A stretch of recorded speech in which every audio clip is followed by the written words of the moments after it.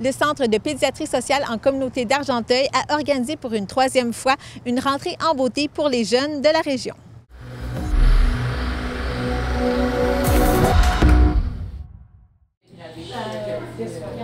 Plusieurs activités avaient lieu en même temps le 12 août dernier au Centre de pédiatrie sociale en communauté d'Argenteuil, selon la directrice générale. On avait cette année 5 coiffeuses bénévoles qui venaient pour faire des coupes aux enfants, destinées uniquement pour les enfants du Centre de pédiatrie sociale.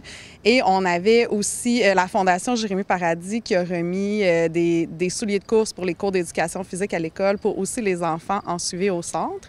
Et parallèlement à ça, on accueillait des partenaires et d'autres visiteurs. Dans le fond, les gens qui voulaient se présenter étaient les bienvenus. On en a eu qui ont été référés par des partenaires, là, beaucoup. Donc, à l'extérieur de la bâtisse, il y avait des... En fait, on devait faire ça sur la patinoire, mais il y a eu des inondations. Donc, on s'est réaménagé un peu. Donc, à l'extérieur, il y a eu... Il y avait le Centre d'immigration en région, la Maison des jeunes de Brownsburg-Chatham, il y avait la Fondation Jérémy Paradis qui donnait leurs souliers, il y avait notre partenaire de la CDESL qui avait organisé des activités sportives, donc les gens pouvaient venir, on faisait des tatous, toutes sortes de choses, il y avait Four Corners qui faisait des petites ballons, fait que les gens aussi venaient faire la promotion de leurs services. Et puis à l'intérieur, il y avait une nutritionniste là, qui était présente, il y avait nos coiffeuses bénévoles et aussi on a donné du matériel scolaire. Tout ça, c'était offert à la population. Donc, tout le monde qui avait besoin de matériel scolaire, ils pouvaient arriver avec leur liste et venir le chercher.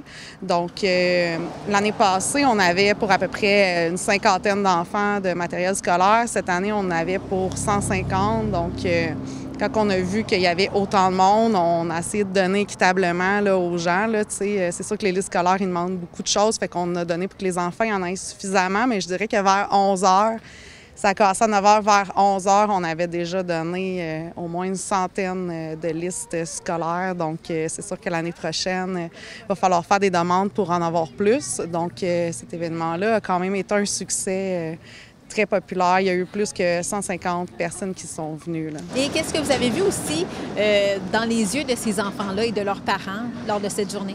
Bien, c'est sûr que les coupes de cheveux, ça, c'est quelque chose qu'ils apprécient vraiment beaucoup. C'est pas tout le monde qui sont capables de se payer une coupe de cheveux pour la rentrée scolaire.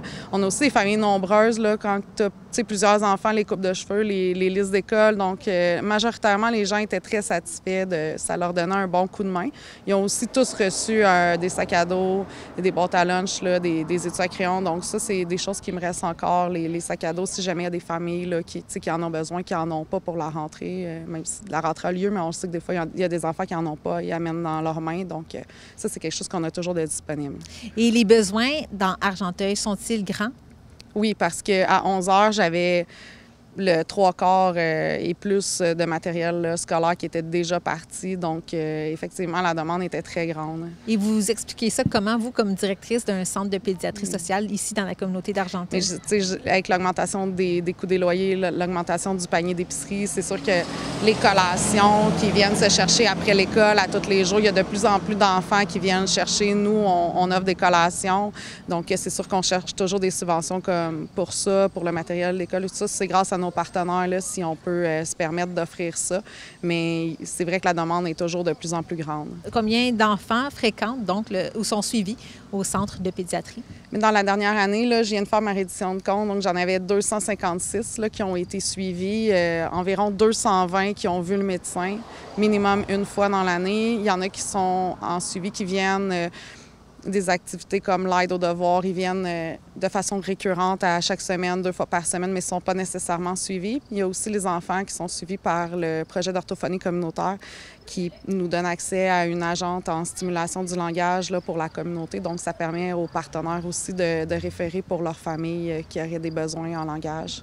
256 enfants. Quelle est la cible? Est-ce que vous la connaissez, la cible réelle des enfants qui en auraient besoin? Je sais que la MRC a sorti son chiffre de 1200. Ce chiffre-là date de quelques années. On pourrait présumer qu'il est rendu plus grand que ça.